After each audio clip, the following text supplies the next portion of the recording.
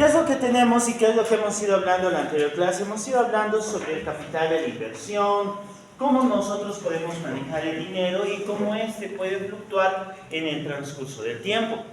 Pero nosotros tenemos que ver que existe un equilibrio en el cual nosotros hemos indicado, donde existe un punto determinado donde se mantiene un equilibrio entre lo que nosotros podemos obtener y lo que no.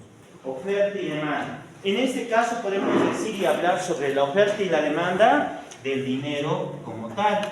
Nosotros tenemos una cantidad, pero para obtener cierto tipo de elementos, en este caso todos nuestros activos como tal, nosotros necesitamos pasivos para obtenerlos. ¿Qué tipo de pasivos nosotros necesitamos para obtener, para obtener nuestros activos? Con pasivos circulantes, deudas a largo plazo y lo que muchos otros tenemos como el patrimonio. ¿Qué significa esto? Una empresa, para poder generar dinero como tal, necesita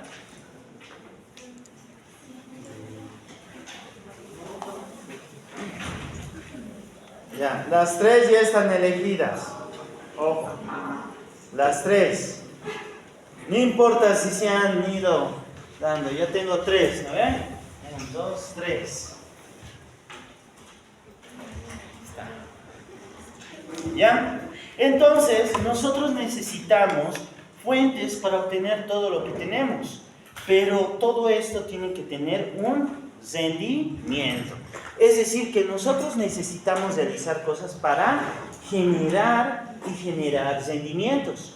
¿Cuáles son en este caso, o cuál llegaría a ser en este caso, cierto tipo de actividades que ustedes pueden ver? Vamos a hacerlo de la forma más sencilla. Una forma de la que ustedes pueden ganar dinero de forma rápida y que varios lo hacen, bueno, no es rápida, pero sí por lo menos se define de alguna manera la manera casi más sencilla, es que todos ustedes puedan poner, por ejemplo, un puesto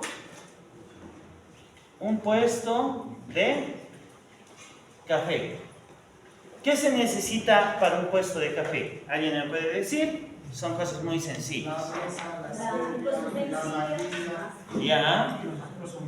Mesas, sillas, vajilla, cocina, estante. Eso lo voy a poner por separado. Café, azúcar, agua. ¿Qué más? Pan, mate, ya. Otros. Vamos a ponerlo de ya, carne molida, todo eso, mantequilla, mermelada, todo lo que se les ocurra. ¿Ok? ¿Qué es lo que nosotros tenemos que ver ahora en esta parte? Nosotros decidimos poner un puesto de cafés u otros, porque han mencionado otro tipo de cosas, para poder generar dinero. Entonces, esta parte de acá, que son los elementos principales, tal vez alguno que otro no, los vamos a obtener de forma principal por el capital. Pero, ¿qué es lo que nosotros esperamos si vamos a invertir en este tipo de negocios? Lo que nosotros esperamos, por ejemplo, si nosotros invertimos unos 1,000 bolivianos en todo esto, bueno, tal vez es muy poco, unos 8,000 bolivianos en todo esto. La cocina no es gratis, a menos que sea muy chiquitito, y de paso tienen que pagarle a los dirigentes, ¿no?, de esos lugares, y el puesto y todo eso. Entonces, vemos que es 8,000 bolivianos. La idea es que en el transcurso del tiempo, el rendimiento sea mayor a 8,000. ¿Por qué? Porque primero tenemos que recuperar lo invertido y después tenemos que empezar a generar ganancias. Entonces nosotros tenemos lo que llegaría a ser el capital, pero acá nosotros tenemos cierto tipo de elementos. En muchos casos nosotros necesitamos otro tipo de bienes, como ustedes lo han dicho, el pan, el azúcar, el agua, el café, todos esos. ¿Y esos cómo los vamos a obtener o de dónde los vamos a obtener? De una tienda de abarrotes, de un mercado, de cualquiera de esos lugares. Y en muchos casos ya no vamos a tener suficiente dinero. ¿Qué es lo que vamos a pedir en ese momento? El famoso fiado, ¿no ve? Que nos presten ese tipo de cosas a un corto y un largo plazo. Y nosotros lo vamos a ir pagando. Pero estos también se van generando con pasivos. Pero ¿qué es lo que necesitamos? Que en este caso estos pasivos sean pagados y generen rendimiento. En ningún lugar ustedes, yo no creo, que pongan dinero para no tener nada. Me imagino que lo que ustedes han determinado y han definido y han razonado también es que estar en esta clase, estar en la universidad, pagar todo lo que están pagando en la universidad, que prácticamente pueden decir que es el capital que ustedes están dando, en algún futuro, cuando ustedes trabajen, les genere un mayor rendimiento como tal. Entonces, que ustedes puedan generar el rendimiento y se recuperen todo lo invertido en estos 5 años que han estado gastando dinero, energía, tiempo. ¿Y qué más? ¿Qué más han ido gastando? Sus personas como tal, ¿verdad? Porque las personas igual nos desgastamos. Igual tenemos depreciación, ¿no ven? No todos somos eternos. Entonces ustedes están invirtiendo para obtener un mayor rendimiento, mayor al capital que han invertido. En algunos casos, algunos rendimientos pueden ser mucho más anteriores, otros los pueden invertir posiblemente después, otros pueden ejecutar después, pero todos tienen esa misma o ese mismo objetivo. Entonces nosotros vamos a definirlos de esta manera, pero nosotros vamos a ir hablando sobre los financiamientos. Desde la perspectiva de la empresa, existe un mercado de formas sobre los cuales nosotros podemos obtener recursos para poderlos invertir. Nosotros podemos generar diferentes tipos de recursos para poder invertir como tal en nuestros activos. ¿Para qué? Para generar dinero. Pero todos estos financiamientos tienen capacidades. Y estas capacidades se definen en lo que llegaría a ser un corto y un largo plazo. Pero en este caso nosotros vamos a ver que existe cierto tipo de reglas al momento de obtener un financiamiento como tal y donde vamos a ir obteniendo y evaluando cuáles pueden llegar a ser los más óptimos. Vamos a tener diferentes financiamientos en lo que corresponde a obtener nuestros recursos. ¿Cómo los vamos a obtener y cómo nosotros los vamos a diferenciar? En la siguiente vamos a irlo diferenciando muy pronto. La estructura del capital depende de los beneficios relativos a financiarse, es decir, nuestro capital va a depender de cómo nosotros nos queremos financiar. ¿Queremos mucho financiamiento, poco financiamiento o mediano financiamiento? Y eso nosotros lo podemos ver desde cierta perspectiva en algo que es muy natural, ¿verdad? No sé si ustedes han visto, hay algunos videos cortos o videos largos donde existen una invitación, ¿ven? Donde es un evento, por ejemplo, un matrimonio, dice. Y en el matrimonio existen financiamientos que hoy en día nosotros los vemos algo relativos, que es, no sé, un padrino de torta. Pero todos nosotros sabemos que en nuestra cultura, si definimos un padrino de torta, en algún futuro nos va a pedir, ahora quiero la torta de vuelta. Entonces tú vas a ser el padrino como tal y me vas a cancelar esa torta en un futuro. ¿Qué es lo que pasa ahora con otro tipo de eventos? En otros casos podemos decir que son más agresivos y tratan de pedir menos plata porque ellos dicen, en el transcurso del tiempo les voy a pagar. Y empiezan a poner padrino de todo, ¿verdad? Padrino de orquesta, padrino de torta, padrino de mesa, padrino de local y no sé qué otras cosas. Una vez he visto una invitación con 10 padrinos, ¿no? Parece que a los padrinos nomás les han hecho pagar toda la fiesta. Pero existen ese tipo de eventos y ustedes los han debido ver, ¿verdad? Traen todo ese tipo de cosas y están padrino de comida, no sé qué más. Todo está apadrinado. Pero el apadrinado no es tan fácil en nuestra cultura o en nuestra vida, ¿verdad? En nuestra cultura nos dicen que si apadrinas, en el transcurso del tiempo, en algún momento, le vas a tener que cancelar por un evento similar, a menos que sepas que siempre va a ser tío y nunca se va a casar. En ese caso, es una apuesta segura, porque eso nunca se va a poder cancelar.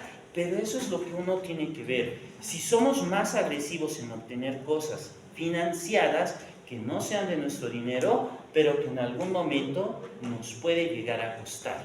Pero, como nosotros sabemos, todo tiene una tasa de interés.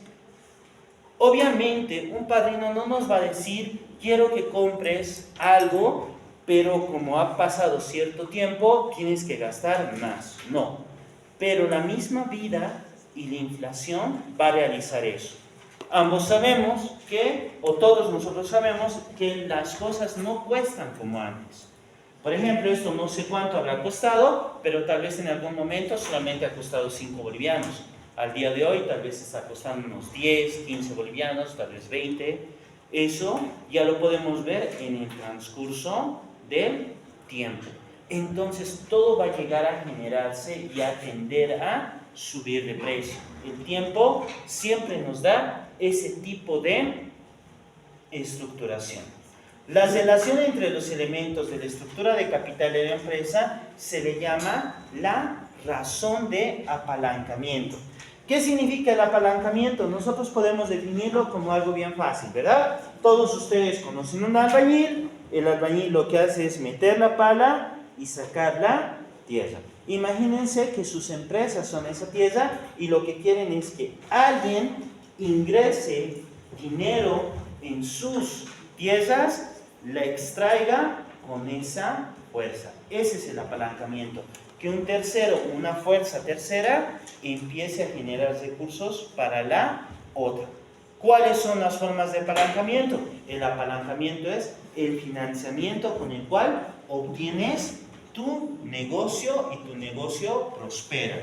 ¿Cuáles tipos de financiamiento existen? El capital como tal, de los aportes de los accionistas o de los socios, dependiendo del tipo de empresa, y los pasivos, ya sean a corto plazo o a largo plazo.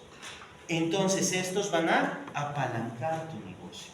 Si tú necesitas más dinero y más inversión, entonces pides ese dinero y ese dinero te va a apalancar. Eso es lo que quiere decir esa parte. Ahora, el apalancamiento es calculado entre la deuda total y la deuda a largo plazo, entre ambos los fondos propios. En este punto lo vamos a ver un poco más adelante. De todas maneras, ustedes ya lo conocen porque han pasado el de razones financieras, ¿verdad? Los ratios. Nosotros vamos a repasar eso y vamos a utilizar diferentes tipos de ratios donde vemos qué tan endeudada está una empresa y qué tan bueno es que sea ese tipo de situación. Para un empresario con un alto apalancamiento financiero, un incremento de tasas de interés puede tener un efecto dramático para los pagos necesarios para satisfacer el interés. ¿Por qué? ¿Por qué va a ser eso? Porque nosotros llegamos a tener un punto de equilibrio. Ahora, véanlo de la siguiente manera y determínenlo. Nosotros queremos abrir un negocio. El negocio que nosotros vamos a abrir, hoy voy a llenar un video genial, ¿verdad? Entonces, nosotros queremos abrir un negocio y hemos indicado qué tipo de negocio vamos a abrir. Vamos a abrir una cafetería, vamos a obtener la cafetería como tal, pero nosotros decidimos ser y decidimos tener un financiamiento extremo. Vamos a irnos al extremo y vamos a decir, no voy a poner nada de mi capital. Todo va a ser financiado por una entidad financiera, por un tercero, por un inversionista.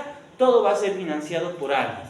Entonces nosotros vemos que prácticamente es 8.000 más todos estos elementos. Imaginemos que es 2.000. Al final va a llegar a ser 10.000 la deuda que yo quiero. Y aquí está mi punto de equilibrio. Dinero y tasa de interés. Entonces nosotros queremos los 10.000.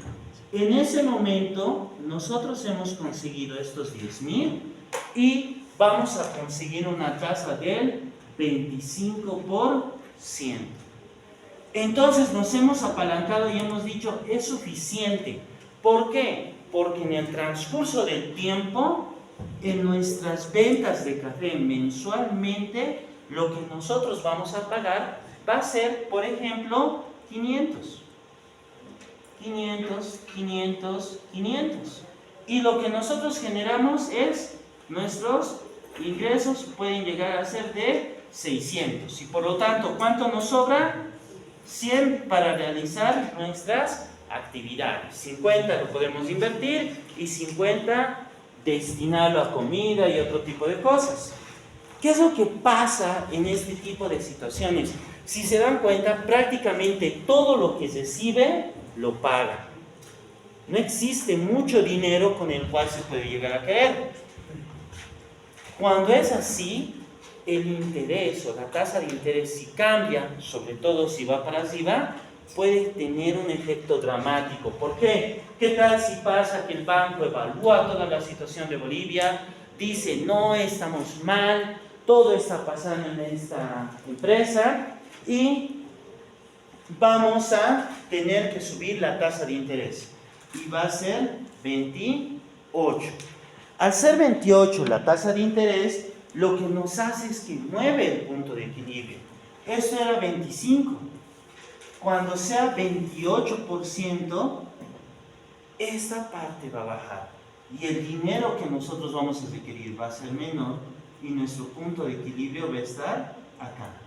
Se ha desplazado, pero ya hemos firmado con esta empresa y ya nos hemos prestado este importe. Esto puede llegar a subir 800 y nuestros ingresos son insuficientes para esa tasa de interés.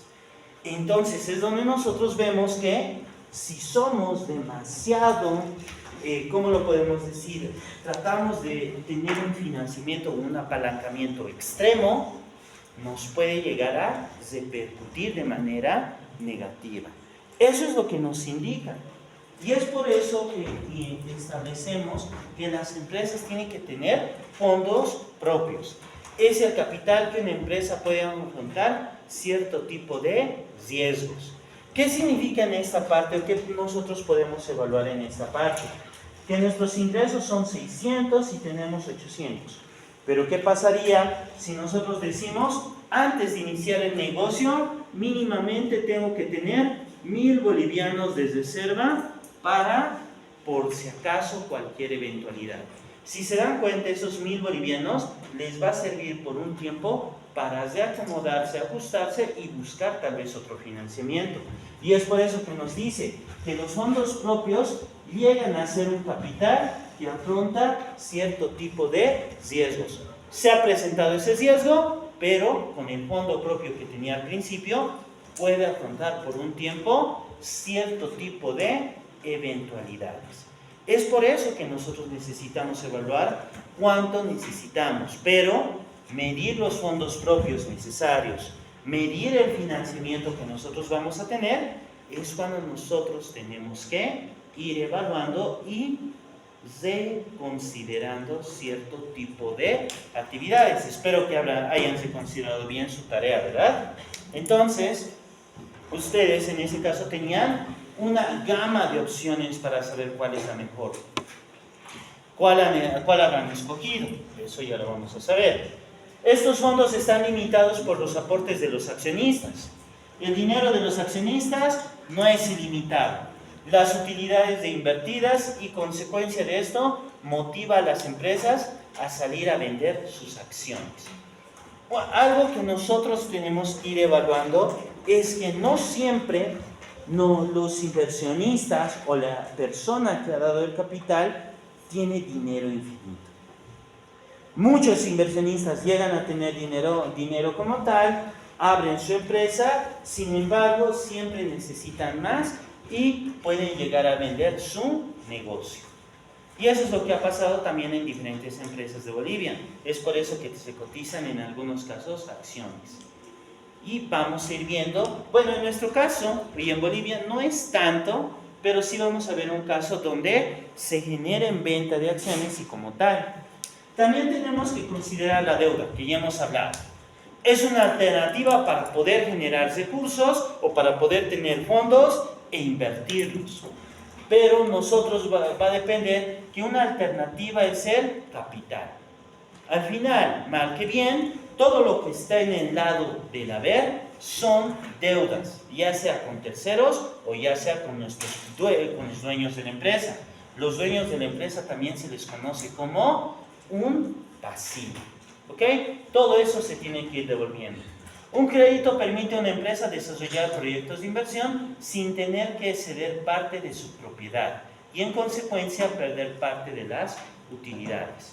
¿Qué significa eso? Se pide préstamos para poder desarrollar nuevas actividades y hacerlo. Por ejemplo, nosotros hemos puesto la opción del café, ¿verdad?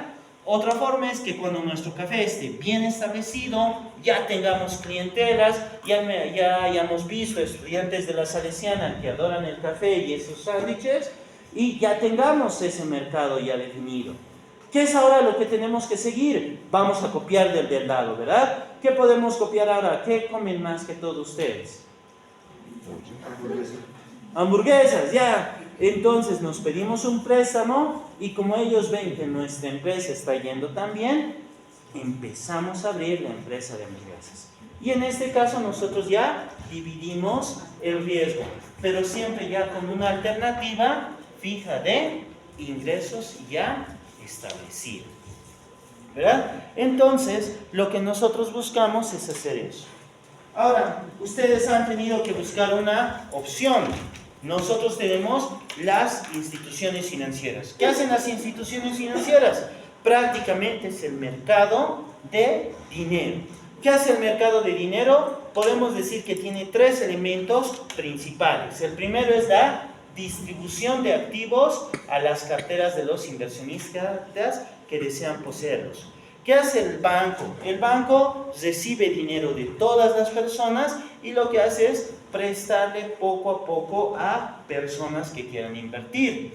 La creación de nuevos activos con la finalidad de proporcionar fondos a prestatarios.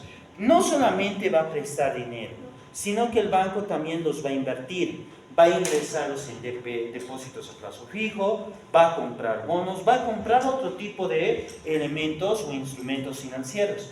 Y estos instrumentos financieros van a generar recursos para que ellos también los puedan prestar. Y también puede llegar a crear nuevos mercados. Estos para que puedan ser negociados de forma más fácil y de una forma más creativa. Algo que nosotros podemos decir es 7 y 10. Ella por lo menos debería hacer un baile, yo creo, en mi video, ¿no ve? Entonces tenemos aquí una estrella, voy a poner. Vas a ser la estrella del video, ¿no? Entonces nosotros tenemos ese tipo de elementos. Ahora, ¿qué nos dice esta parte de tener forma creativa de generar recursos?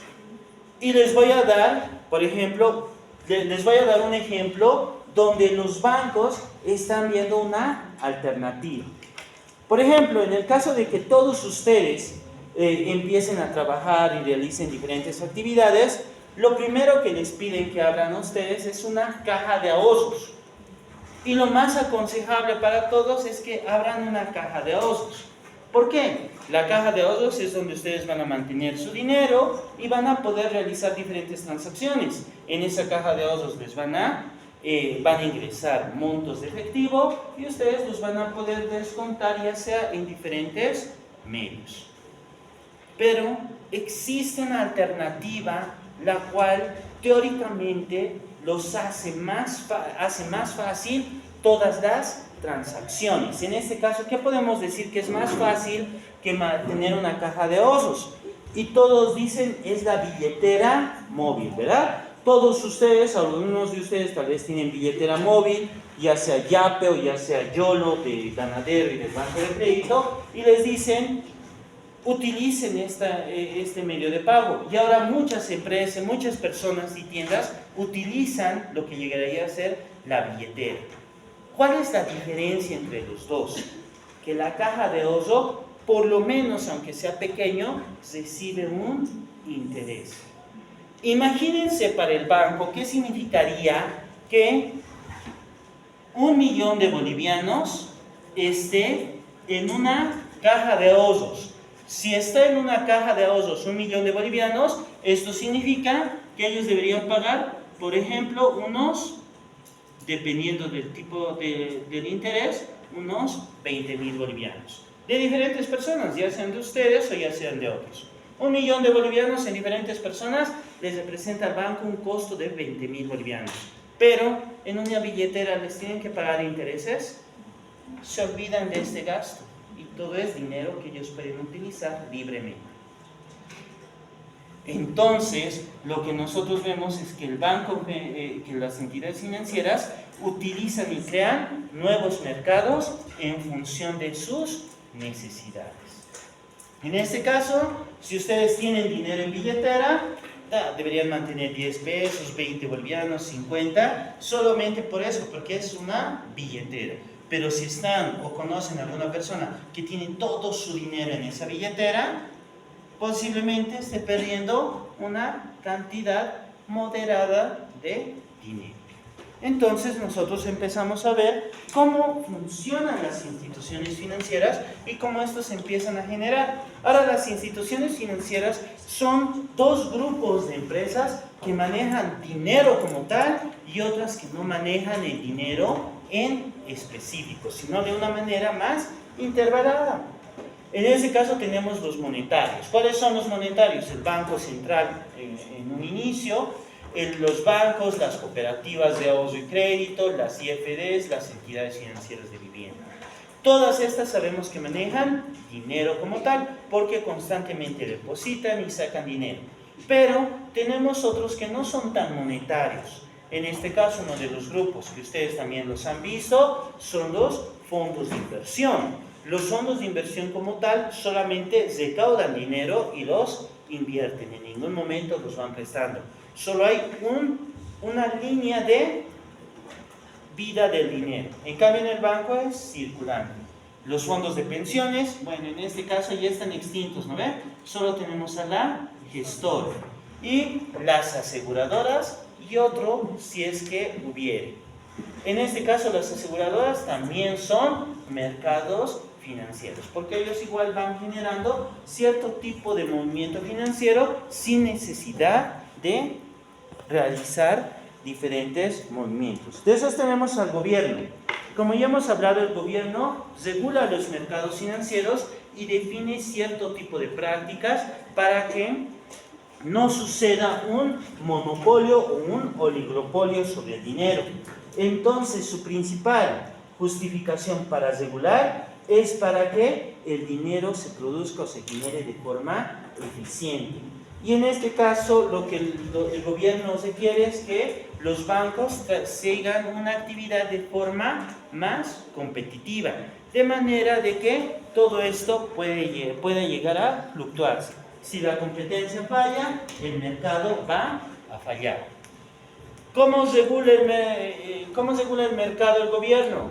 Previene emisiones de valores, y esto lo podemos ver. Cuando ustedes han visto, y les he pasado de Prolega, abajo decía, la Bolsa Boliviana de Valores ha evaluado esta transacción como tal.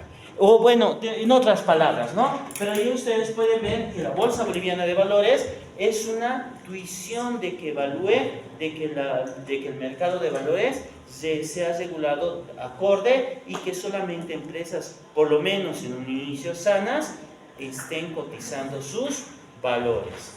Promover la competencia y imparcialidad en el comercio de valores financieros, es decir, que ellos indiquen y promuevan este tipo de productos, como mediante la ASI, ¿verdad? La ASI les dice cómo funciona el mercado, cómo deberían actuar, qué deberían hacer, y si es que tienen alguna queja, ahí está ¿cómo se llama? El defensor del consumidor financiero, ¿verdad? Y si no funciona ese, van con la Galindo, no se puede hacer más, ¿verdad? Eso es lo que llega a ser.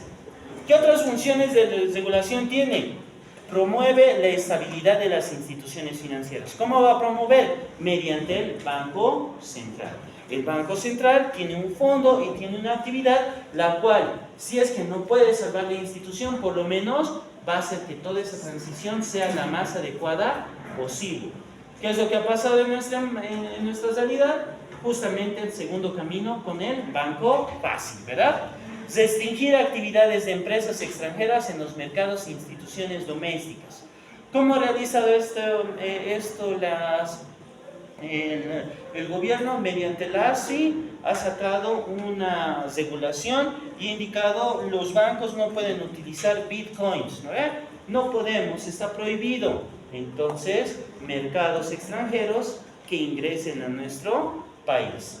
Y controlar el nivel de actividad económica. ¿Cómo lo controla? Utilicen bolivianos, no utilicen dólares, hace comunicados, pone impuestos para que no se genere este tipo de actividades. Y eso que ha hecho el gobierno, ¿verdad? El ITF ha sido para neutralizar la utilización del dólar y ahora lo que está haciendo es poner más control para neutralizar esa actividad. Donde les preguntan, ¿para qué quiere el dólar? ¿Cómo se llama? ¿Dónde lo va a utilizar? ¿En qué situación lo va a utilizar?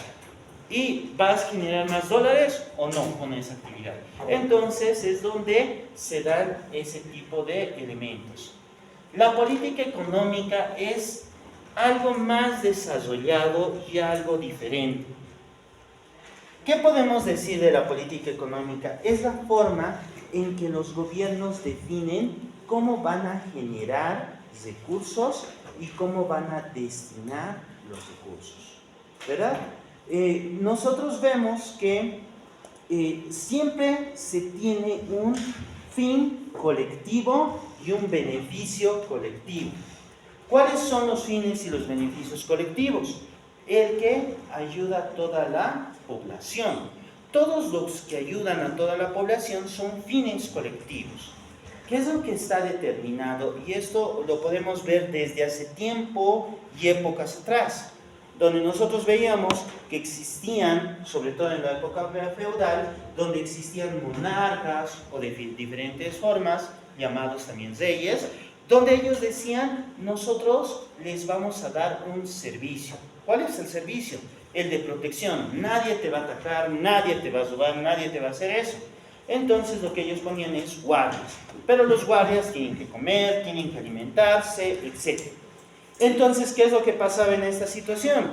Ellos pagaban, todas las personas pagaban lo que se llamaba tributo y el impuesto, y ellos tenían la protección como tal de las áreas de las milicias, ¿verdad? Entonces tenían eso, pero ¿qué es lo que pasa? El rey tenía cierto tipo de elementos, o los monarcas tenían cierto tipo de áreas un poco más protegidas, o tal vez con mejores tipos de beneficios, ¿verdad? Caminos empedrados o de otro tipo de cosas, y para llegar a ese lugar tenían que pagar más impuestos. Si se dan cuenta, todo eso ha evolucionado. Al día de hoy nosotros seguimos pagando impuestos, ¿verdad? ¿Seguimos alimentando a esa guardia supuestamente, aunque estemos en épocas de paz? Sí, seguimos, ¿verdad? Ahí están los militares engordándose en las fronteras. Entonces, ¿qué más tenemos? Estamos pagando protección, a pesar de que nos roban en cierto tipo de lugares, que está la policía, ¿verdad? Una vez le pedí a un policía que atrape a alguien y yo he cocido más antes que él, lastimosamente. Pero son debilidades. Sin embargo, es la política económica hablando. Los caminos que ustedes tienen, la autopista que recién está creando, o bueno, las autopistas, las carreteras que se han caído, los tractores que están levantando esas tierras para las carreteras, todo eso está relacionado a la política económica, porque la política económica nos indica cómo voy a establecer y cómo voy a invertir todo el dinero que voy a poseer, ¿verdad? ¿Qué vamos a hacer? En un gobierno hemos visto cómo lo ha invertido, ¿verdad? Ha hecho en Orinoco un museo, ha comprado un helicóptero, han comprado aviones, han nacionalizado y han hecho otras cosas, ¿verdad? Todo eso es parte de la política económica, pero la política económica se divide en dos partes. La primera parte es cómo lo voy a destinar. Que ustedes, es lo que ya saben, cómo se destina de forma empírica. Están haciendo un camino, es una forma de destino de la política económica de los recursos. Pero, ¿cuál es la otra parte de la política económica? Es lo que todos lo conocen, que ustedes lo han debido avanzar, por lo menos en teoría, en contabilidad tributaria, que es la política fiscal. La política fiscal nos dice de dónde vamos a extraer el dinero, y es donde nosotros tenemos los impuestos, ¿verdad? O los tributos. Y de cada uno de ustedes los agarran, les sacan el dinero, a mí también, y lo meten a las arcas. De cierta manera, aunque sea de forma indirecta o directa, ustedes pagan impuestos. Uno puede decir, yo no pago impuestos, ¿verdad? Pero vives de alquiler, sí, ese alquiler sirve para pagar el impuesto de la vivienda donde vives.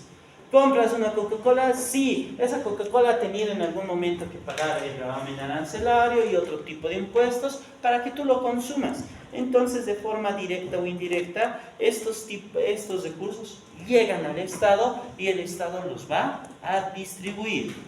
La política económica tiene objetivos: crecimiento y desarrollo económico, empleo, estabilidad de precios, retribución de ingresos de la riqueza y equilibrio en la balanza de pagos. Todo este es el objetivo, pero no solamente de nuestro país. Esto es de todos los países. Ya cada uno de los países, en función a su política económica, va a definir en cuál de estos se va a centrar. Por ejemplo, nosotros podemos ver que algunos dicen, ¿saben qué?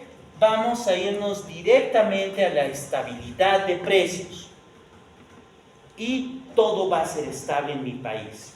Nos vamos a definir en la estabilidad de precios y vamos a hacer una redistribución de la riqueza. En mi país nadie va a ser rico y todos aplauden y dicen sí, ¿no ven? Y ahí vemos Cuba. ¿Qué pasa con Cuba? Seas abogado, seas barrendero, seas maestro, seas chofer, todos ganan lo mismo. No importa que te hayas esforzado o hayas estudiado más que el de la derecha o el de la izquierda, todos van a ganar lo mismo. Su política económica es diferente. ¿Le funcionará o no le funcionará? Depende de ustedes y de cada persona evaluarlo. Pueden decir, bueno, a ninguno le falta la sopa y el pan, ¿verdad? Pero nosotros vemos otro tipo de países que se centran en el desarrollo económico, pero dejan de lado otro tipo de cosas, como dejan de lado el empleo, dejan de lado la redistribución y se establecen en la estabilidad de precios y la estabilidad de pagos. Y ahí vemos otro tipo de países asiáticos, ¿verdad? Donde se han definido en el crecimiento económico, pero en muchos casos no hay muchos empleos para varias personas. O se requieren cierto tipo de nivel de conocimientos para que puedan adquirir o puedan ingresar a ese tipo de mercados. Algo de eso también nos ha salpicado, ¿verdad? Es por eso que algunos de ustedes, en mi persona también se incluyen en esa parte, donde decíamos, ya he salido de la universidad, pero en algún lugar me dicen mínimo 3 años de experiencia, mínimo 2 años de experiencia, o por lo menos que conozca esas cosas, ¿verdad? Entonces es parte de la política económica que se ha adquirido en ese tipo de empleos. Y es ahí donde aparece otro tipo de cosas. Entonces, todos los países tienen ello, pero podemos decir que ningún país es perfecto y cada uno evalúa las cosas de acuerdo a su realidad. Ya ustedes dirán cuál política económica creen ustedes que es mejor. Ya tienen 120 países que ustedes pueden saber cómo funciona su política económica. Menos de Corea del Norte, ¿no? Porque de esa ni yo he podido evaluar. Ahora, una vez que hemos terminado eso, nos vamos a ir al capital de trabajo. Ya sabemos cómo funciona el gobierno. Ellos también necesitan recursos para gastarlos. Ya sabemos cómo funcionan otro tipo de entidades. Todas las entidades requieren dinero para destinarlas a algo. Pero ahora nosotros vamos a definir en 2 tipos de elementos. Tenemos que saber también que nuestras instituciones enfocan 2 tipos de capitales. ¿Cuáles son los 2 tipos de capitales? El primero es el capital de inversión y el capital de trabajo. ¿Cuál es la diferencia entre estos dos? El capital de inversión se centra solamente en invertir en lo que llegaría a ser a largo plazo. ¿Qué es lo que invierte en capital de inversión? Por ejemplo, si en la Universidad Salesiana vemos cuál ha sido el capital de inversión, es el edificio, son los equipos, los muebles, todo eso es capital de inversión. ¿Cuál llegaría a ser el capital de trabajo? El capital de trabajo es cuando nosotros requerimos cierto tipo de cosas que no van a durar mucho en el tiempo.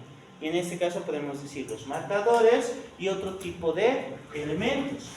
En diferentes empresas existen capital de inversión. Por ejemplo, en una empresa industrial, el capital de inversión, ¿cuál va a ser? La maquinaria. El capital de trabajo, ¿cuál va a ser? La materia prima. La compra de materia prima es capital de trabajo y la compra de maquinaria es capital de inversión. Eso, por favor, ténganlo en cuenta. La empresa no puede maximizar en el largo plazo si no sobrevive en el corto plazo. Ninguna empresa va a sobrevivir a largo plazo si es que al inicio ya está mal. La administración que trabaja el capital de trabajo tiene el requerimiento de que la empresa genere recursos para responder a las deudas con las cuales se ha adherido. Y el activo circulante o los activos circulantes fluctúan en todo momento y se establece y se tiene una política o una hipótesis. ¿Cuál es la hipótesis del dinero? La hipótesis del dinero nos dice que mientras exista más movimiento de dinero, va a generar más dinero. No importa en las cantidades, si es poca cantidad o es mayor cantidad. La hipótesis del dinero nos indica que mientras más flujo de efectivo se genere, mayor va a ser el rendimiento generado. Eso es lo que se establece como tal en la política del trabajo, la política del capital de trabajo y la hipótesis establecida en ella. ¿Qué más nosotros podemos ir identificando en este tipo de elementos? Nosotros podemos decir que los activos circulantes o temporales son aquellos que fluctúan en dinero como tal, pero tenemos activos circulantes permanentes, es decir, hay un monto de dinero que nunca lo vamos a mover. Va a ser dinero, pero siempre se va a mantener como efectivo. ¿Por qué? Porque no nos conviene quedarnos sin liquidez. Y en otros casos va a haber activos como tal que se van a quedar como bienes de uso o activos fijos, que corresponden mayormente al capital de inversión que ya hemos establecido.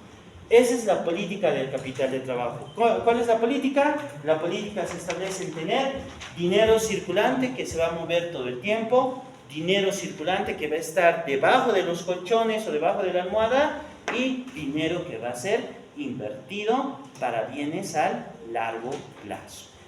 ¿Cómo nosotros podemos graficar este tipo de elementos? De la siguiente manera. Nosotros lo vamos a graficar de la siguiente manera. Vamos a tener el activo circulante. El activo circulante va a tener diferentes modificaciones y todo esto va a tener movimiento. Y por lo general siempre va a tender a crecer en el transcurso del tiempo. Pero vamos a tener un activo como tal que es el activo circulante pero permanente. Es aquel dinero que nunca lo vamos a mover. Es el dinero que siempre va a estar permanentemente en nuestras arcas para cualquier eventualidad. Es el dinero del riesgo. Es el dinero que nos va a ayudar a responder a los riesgos que puede llegar a tener la empresa en sus diferentes actividades. Y por último tenemos lo que llegarían a ser los activos fijos o bienes fijos, que están destinados a bienes que van a ser definidos. Me lo voy a poner más cerca, no te preocupes. Hola, hola, ¿ves? Ya lo he puesto más cerca. Entonces, es el dinero en efectivo como tal que nos ayuda a generar inversión y que es donde nosotros vamos a requerir mayor capacidad de efectivo para responder a nuestras actividades. Ahora, en este punto de acuerdo a lo que han aprendido ustedes en Administración Financiera 1, donde principalmente les han enseñado los ratios financieros. ¿Cuál es la medida adecuada de tener activos circulantes o efectivo y activos no circulantes? ¿Cuáles son las mejores medidas? ¿Existe un punto, un porcentaje, una tasa, algo que les indica cuál es lo adecuado o no? ¿Cuánto es lo que debemos tener en circulante y no circulante? En este caso, licenciado, va a depender mucho de la actividad que se tenga, porque no puedes igualar una actividad productiva que con una actividad comercial, porque la concentración mayor va a ser la comercial, va a estar en activos circulantes. Ya. Y en una productiva va a estar la mayor proporción, o tal vez un 50, dependiendo de cada empresa política, un 50, un 30, un 60, un 70. Muy bien. Lo que nosotros tenemos que entender es que, como su compañero ha indicado, no hay una receta específica. Van a existir empresas que lo más aconsejable es que tengan la mayor cantidad de bienes permanentes y una cantidad mínima de activos no permanentes. En este caso, nosotros tenemos que evaluar que diferentes empresas van a ir fluctuando de diferente manera y cada una empresa, de acuerdo a su necesidad, necesita mayor liquidez o menor liquidez. Y en este caso podemos ver a los bancos, las entidades financieras, lo que se quieren es tener una cantidad moderadamente baja de activos líquidos y que cada uno de los activos estén pasando a lo que llegaría a ser cuentas por cobrar. Ya las cuentas por cobrar tienen otro tipo de circunstancia. ¿Cuánto de cuenta por cobrar necesitamos líquido y cuánto no? Y es donde nosotros también vamos a aprender sobre el calce financiero. ¿Qué es el calce financiero? Es las cuentas por cobrar versus las cuentas por pagar. ¿Qué significa esto? Lo que cobramos debería ser mayor a lo que nosotros pagamos. Es la idea que nosotros tenemos que considerar. Pero no solamente lo tenemos que considerar al día de hoy. Hoy hemos cobrado más de lo que hemos pagado hoy. ¿Está bien o está mal? Y no es correcto. Cuando nosotros hablamos sobre la capacidad de lo que cobramos con respecto a lo que pagamos, tiene que ser el día de hoy hacia adelante.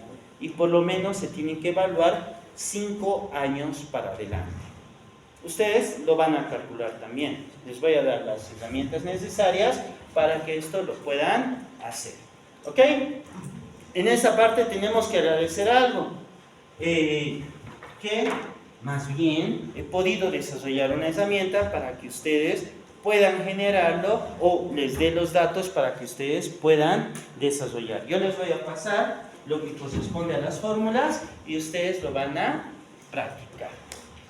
Los activos circulantes se van a ir cambiando, los activos circulantes son permanentes en todo el tiempo y bueno, los activos fijos, son bienes que nosotros los vamos a ir utilizando todo el tiempo. El activo circulante permanente es la cantidad mínima de dinero que tenemos que tener en nuestros bolsillos, si se puede decir así, para cualquier eventualidad. De seguro ustedes deben decir en algún momento, no puedo gastar más de esto. Si gasto más de esto, no voy a poder comer, no voy a poder alimentar, no voy a poder tener nada. Es la mínima cantidad que se tiene que tener en algún dinero, en algún momento. Y si es que ustedes deciden tener 0 de efectivo en algún momento, entonces es algo de lo cual nosotros tenemos que tener cuidado. Ahora, ¿cuál es el problema de las empresas? Justo lo que les he preguntado hace un momento. El problema de las empresas nos dice que es manejar el negocio, pero lo que realmente nos afecta es manejar el negocio a largo plazo y manejar el crecimiento de los activos circulantes. ¿Cómo nosotros podemos hacer crecer? ¿En cuánto debería ser la medida de crecer el dinero? ¿Y cómo nosotros deberíamos ver el negocio dentro de 5 años o 4 años? Lo siguiente es que el rendimiento del dinero tal vez no genere dinero, no genere bastante dinero en el corto plazo. Y es donde nosotros nos vamos a tener una disyuntiva y nosotros vamos a ir hablando sobre otro elemento en el cual nosotros vamos a tener otro punto de equilibrio, en el cual nosotros vamos a ver sobre el riesgo y el rendimiento. ¿Cuánto rendimiento queremos tener y cuál es el riesgo que nosotros tenemos que optar? Y nosotros vamos a ver que mientras mayor rendimiento tengamos, mayor riesgo vamos a tener. Y es fácil verlo con ejemplos muy básicos, ¿verdad? Por ejemplo, todos sabemos que las drogas son un negocio redondo. Hay que invertir en eso, todos queremos meter el dinero en eso, pero ¿cuál es el problema? ¿Es riesgoso?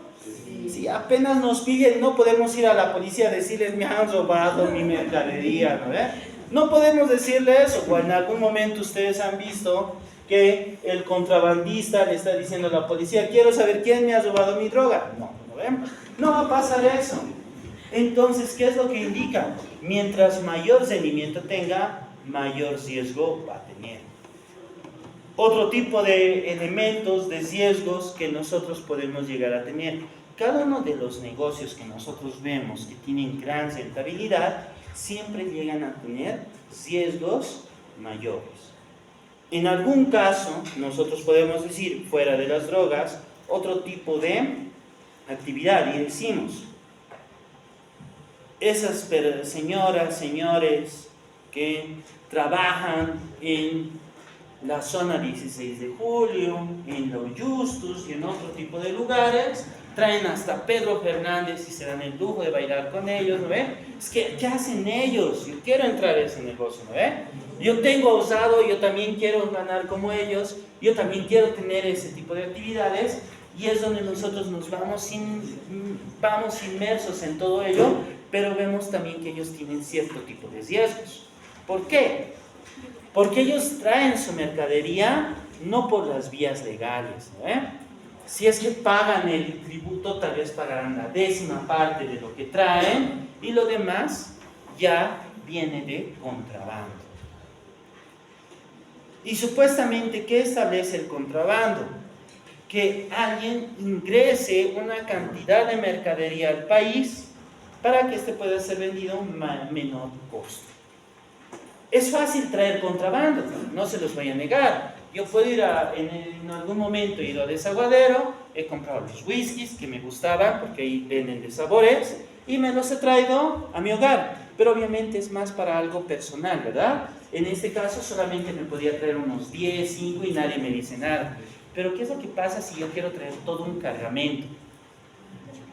Existen empresas y existen tiendas en todo ese lugar donde te dicen, te lo traemos, esta es nuestra oficina y trae acá tu mercadería y va a aparecer en la Pérez a las 4 de la mañana.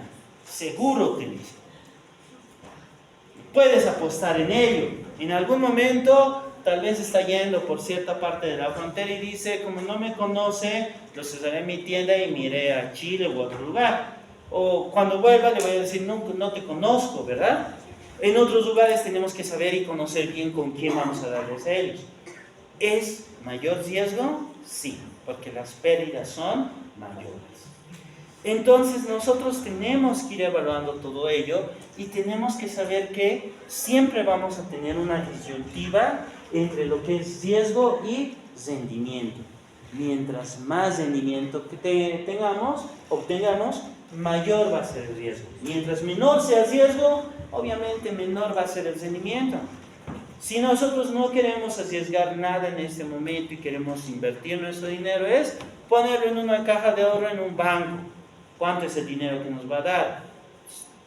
Dependiendo del dinero que tengan, tal vez desde 13 centavos, 14 centavos, en todo un mes, ¿no? O 0,07 centavos. Y de paso te quitan dinero, ¿no ve? El 0,07 centavos que has recibido se vuelven en 0,05 centavos. ¿Por qué? Te han quitado el ese IVA, ¿no ve? Entonces nosotros tenemos que ver que es seguro, pero tiene cierto tipo de implicaciones. El rendimiento no llega a ser el que nosotros esperamos. Ahora, nosotros tenemos que ver que los activos circulantes van a irse manejando y nosotros los vamos a ir manejando en cierto tipo de situaciones. ¿Dónde los vamos a poner? ¿A quiénes les vamos a dar? ¿Cuáles van a ser las mejores maneras de invertir? Y bueno, los activos circulantes por lo general siempre van a tener un bajo retorno, pero van a tener una mayor liquidez. En cambio, los activos que no son circulantes van a tener un alto retorno, pero van a tener una menor liquidez. Y esto lo podemos ver de una manera muy sencilla en un negocio. Por ejemplo, nosotros decimos, ya estamos hartos de todo, hemos ahorrado un dinero y vamos a ver dos personas que lo van a invertir de forma diferente. Una persona va a decir, ya quiero ser independiente, no quiero tener un jefe. ¿Saben qué voy a hacer? Voy a comprar un taxi, ¿verdad? Compro el taxi y el taxi como tal va a estar definido en un vehículo. El vehículo no lo voy a poder vender fácil, tiene menor liquidez. Y obviamente si lo hago trabajar, el retorno va a ser constante. Cada día voy a estar recuperando dinero, sobre todo de los docentes que están llegando atrasados o tal vez tienen alguna actividad urgente y tienen que utilizar. Pero, ¿qué pasa si existe desde el otro lado y otra perspectiva? Esta persona dice, mejor lo voy a poner en una caja de ahorros y de los intereses que genere voy a empezarlos a gastar.